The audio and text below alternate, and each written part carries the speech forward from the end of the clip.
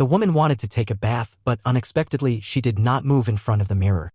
She stared intently at her body while bathing. Then she put her hand into her mouth and tore it apart with all her strength. She opened her mouth wide and her chin dropped down.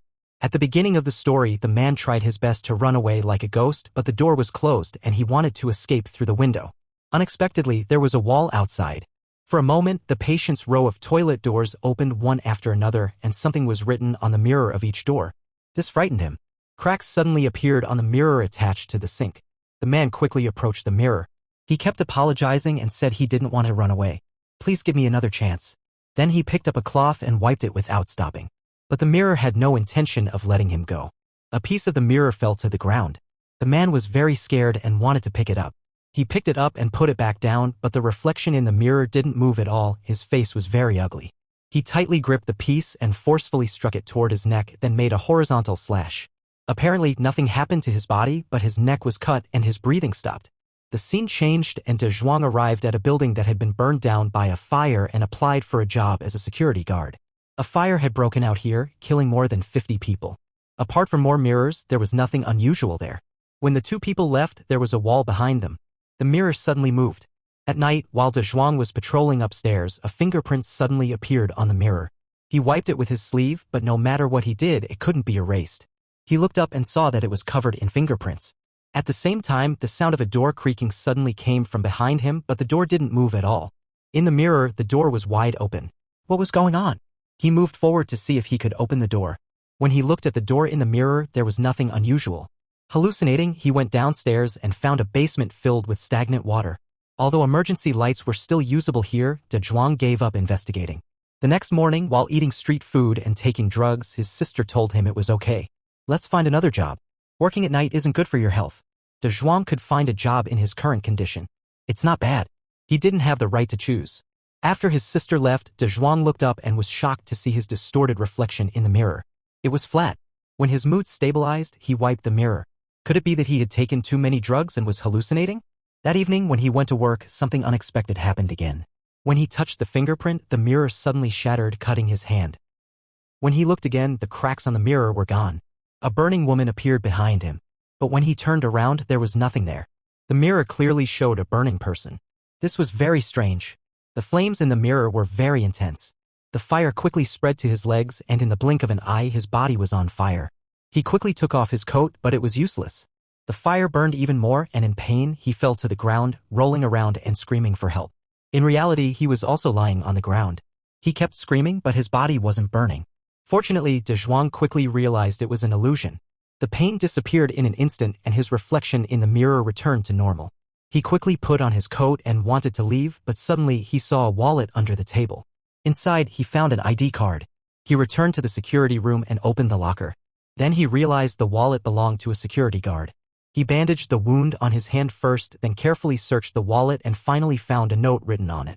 Following Isaac's trail, he returned to the building to see if there were any other clues. As he walked, he suddenly heard a woman scream. He followed the sound, took photos, and found it seemed to be coming from the fitting room. But who would be inside at midnight? He opened the curtain to look but saw nothing. Just as he was about to leave, a hand suddenly reached out from the fitting room, startling him. But there was clearly nothing there. Why was there a hand in the mirror? Where was his hand?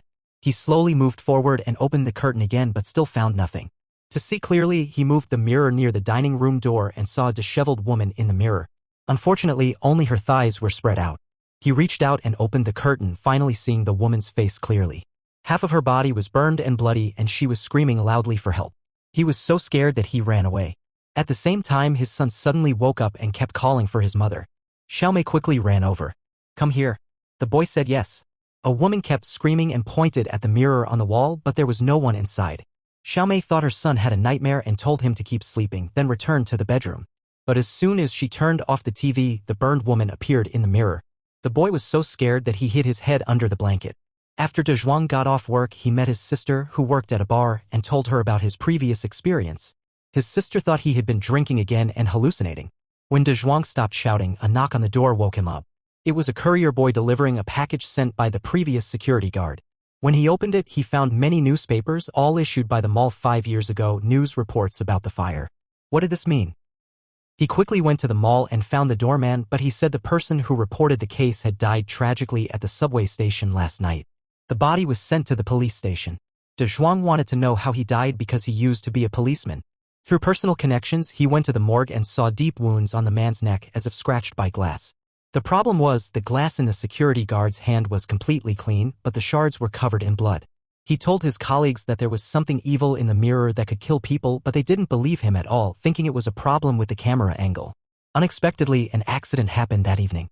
After removing her makeup, his sister wanted to take a hot bath, so she went to the bathtub, but she was already staring motionlessly at the master bathing in the mirror. Then she put her hand into her mouth. The woman in the bathtub was pulled forcefully, but she was in trouble. He immediately found the lunchbox. After getting off work, De Zhuang saw the police at the door. He was very excited and went straight in, but the police stopped him. Fortunately, the police chief recognized him. Inside, he saw his sister's tragic condition. De Zhuang suffered a huge physical and psychological blow. He blamed himself deeply. If he had listened to his sister and changed jobs, maybe what happened today wouldn't have happened. That evening, he returned to the mall and picked up a bag. The stool hit the glass frame and broke, but no matter how hard he tried, the glass remained intact. De Zhuang was furious and took out his gun, aiming at the mirror frame. He shot it a few times but never expected the bullet holes in the mirror to heal by themselves. Even after trying again, the result was the same. Desperate, he leaned toward the mirror and said, please tell me, what do you want? What do you want me to do? Unexpectedly, the mirror responded and several lines of text appeared on it, eventually forming many letters. Upon closer inspection, it read Esek, but who was Esek? He searched through financial accounts, trying to find relevant information, but found nothing. However, when he checked the newspapers, a man named Barry caught his attention. He was the arsonist at the time. He not only burned more than 50 people to death but also killed them. His wife and 3 children were also mentioned, but Barry said it was all Jingzi's fault. When he saw this, he immediately called the police chief and pulled out all the related files. After reviewing the video, Barry said he was the one who set the fire. I wanted to burn Jingzi because Jingzi is afraid of fire. Jingzi killed my wife and 3 children. I just wanted revenge. Jingzi, why did you want to kill your family? Because Jingzi asked me to find a man named Isaac, but our whole family searched for him. Even after a long time, there was no clue. When De Zhuang heard this, cold sweat ran down his back. He quickly returned home, took down all the mirrors on the wall, and put them outside. As long as they were reflective, he didn't let them stay, and some couldn't even be removed. He just painted over them. When the nanny and children at home saw De Zhuang's behavior, they found it very strange. Soon, his ex-wife returned and asked what De Zhuang was doing. De Zhuang said these mirrors were very dangerous. They could not only kill people in the mall but also other mirrors. I can finish painting all this in my son's place and then leave. But his ex-wife didn't believe him at all and thought he had drunk too much. When De Zhuang saw his ex-wife's disbelief, he pulled her outside. Then he took out his gun and fired at the mirror several times, but the bullet holes didn't heal. What happened? Seeing the child looking at him with strange eyes, he couldn't argue and left in despair. While driving, his sister's appearance when she tragically died suddenly appeared in the rearview mirror. De Zhuang was stunned and almost got into a car accident. After stopping the car, he punched the mirror to shatter it. De Zhuang came to the basement of the mall building. He waded through the stagnant water, trying to find useful clues, and found the words St. Matthew's Hospital written on the wall. At the same time, he heard the sound of tiles breaking and water was flowing from the cracks. When he came out, he tore open the tiled wall with his bare hands, revealing a large hole. De Zhuang stepped up to inspect it, kicking through the hole, and found it led to a secret room. The secret room was surrounded by mirrors. The stool in the middle was particularly eye-catching. Just as De Zhuang was about to take a closer look, his own reflection in the mirror suddenly turned around. De Zhuang saw something and quickly turned around but found nothing unusual. Still, he felt something was wrong. He stared at the mirror for a long time and suddenly the writing in the mirror raised his hand. De Zhuang was held at gunpoint. Fortunately, nothing happened. He returned to the security room and quickly made a call. It turned out that the mall was previously St. Matthew's Hospital, but it had been abandoned for over 50 years. At the same time, through connections with the police chief, he found the hospital. As expected, all the files contained information about Esek. He was once a patient at St. Matthew's Hospital but died at the age of 12.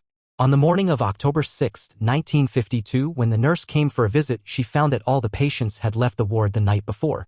They gathered in the hospital lobby and then killed each other. No one knew what happened that night. De Zhuang carefully reviewed the files and found that all of Esek's photos were blurry and unclear. It seemed he had severe schizophrenia and often experienced delusions and violent behavior. However, upon careful comparison, De Zhuang found that Isaac had signed a discharge form on October 4, 1952, meaning there was a high probability he was still alive. Thinking this, De Zhuang picked up the photo, opened the curtain, and said, "You're still alive, aren't you?" The mirror had cracks, but why did the mirror have to find Isaac? Meanwhile, Xiaomei heard her son talking to someone but found him alone in the room talking to himself in the mirror. Little Beauty didn't take it seriously. But when her son stood up, the reflection in the mirror didn't move at all. It was still sitting on the ground and even smiled at Little Beauty. This scared her so much that she believed De Zhuang's words. They all quickly called De Zhuang. After De Zhuang hurried back, he removed all the mirrors from the house. Those that couldn't be moved were painted over. Even the windows weren't spared. After finishing this, De Zhuang drove to the address on the file and found the farm where Essek originally lived. There, he met Essek's brother, De Zhuang, and said he was writing a paper on schizophrenia and wanted to investigate Essek. His brother said that when Essek was a child, he was seriously ill. Once he fell ill, he didn't care about his 6 relatives and was very aggressive. It took several strong men to barely control him. For his family's safety, they had no choice but to lock him in a dungeon. They consulted doctors, psychics, and even exorcists, but nothing worked. Finally, a doctor named Ken took on his case. He was willing to treat and help for free. Later, he was admitted to St. Matthew's Hospital. When asked where Essek was, his brother was startled and said his sister and the other patients had died in the hospital. De Zhuang checked the discharge time from the hospital. "This is my cousin." Then he told the truth. It turned out that after his sister returned, she lived with him for some time like a normal person. However, strange things often happened, all related to mirrors. They thought Essek had brought back a demon, so they sent her to De Zhuang, who borrowed a mirror from the monastery, went there quickly, and finally found Essek in the monastery. Essek also told the truth. It turned out it wasn't the mirror that wanted to find him, but the demon trapped in the mirror that wanted to find him. To treat him, Dr. Ken placed him in a room full of mirrors and forced him to look at his face in the mirror, but it didn't help. The reason he got better was that the demon inside him had left his body. It entered the mirror and continuously used the mirror to kill people, absorbing the souls of the dead and growing stronger. Because after being trapped for so long, the demon wanted to escape the mirror, Isaac came to the monastery to avoid being possessed again. De Zhuang said the mirror had already killed many people. "If you don't come, my family and I will suffer." Essek had been cultivating for so many years. After thinking for a long time, he agreed. De Zhuang quickly told his ex-wife the news, but Xiaomei answered the phone. Then he learned his son was missing. He hurried outside and saw the house was flooded. The paint on the mirror had also peeled off. De Zhuang told them to be careful of the water on the ground, because water could also create reflections. Suddenly, the phone fell to the ground. It turned out his son had quietly opened the room door while he was in deep sleep, went outside and turned on all the taps. Xiaomei wanted to turn off the taps. Unexpectedly, her son's reflection appeared in the bathtub, but there was nothing behind him. A second later, he turned his head. She was pushed into the bathtub, but no matter how hard she struggled, she couldn't lift her head. Suddenly, she saw the drain valve below and pulled it out forcefully. At the same time, her daughter heard her mother calling her while she was in deep sleep. She sleepily came out to play. She opened the door and saw her mother in the mirror. But when she turned around, there was nothing there. As she turned, her mother took out scissors, approached the girl, picked her up, then raised the scissors and aimed at the girl's neck. At this time, the water in the bathtub finally drained. Xiaomei was freed and quickly ran home, hugged her daughter, and fled. She opened the first aid box, took out gauze, pressed it on her daughter's wound, and told her not to go anywhere, then closed the closet door. When the demon in the mirror saw this scene, it became very angry and turned into a black shadow before disappearing. Little Beauty slowly went downstairs. After reaching the first floor, she saw her son scratching the mirror. Xiaomei told her son to put down the knife in his hand. Unexpectedly, he turned and ran outside with the knife. Xiaomei came to the kitchen. At this time, the newspaper on the window tore. As soon as she turned off the water tap, 2 palm prints appeared on the living room mirror. The water reflected her son. Xiaomei slowly moved forward, knelt on the ground, and just reached out her hand. Suddenly, her son smiled strangely and cut Xiaomei's face, and the reflection ran outside. Little Beauty came to the stairs and saw her son sitting on the ground playing with water. The previous painful experience made her very careful this time. Unexpectedly, she touched her son's shoulder. The son was pulled into the water by the demon. Xiaomei slapped the floor hard but couldn't touch her son. It turned out her son had been pulled into the world inside the water. At the same time, De Zhuang brought Isaac to the secret room in the building. He closed his eyes. He didn't dare look at the mirror on the wall, but the demon in the mirror was very excited and wanted to break the mirror to enter Essek's body. After the big man left, the demon in the mirror became more and more arrogant and tried its best to enter Essek's body. His willpower was very strong. But after half a day, the child opened his eyes, and the mirrors shattered one after another, tearing Essek apart. After the mirror broke, his son finally returned to the real world.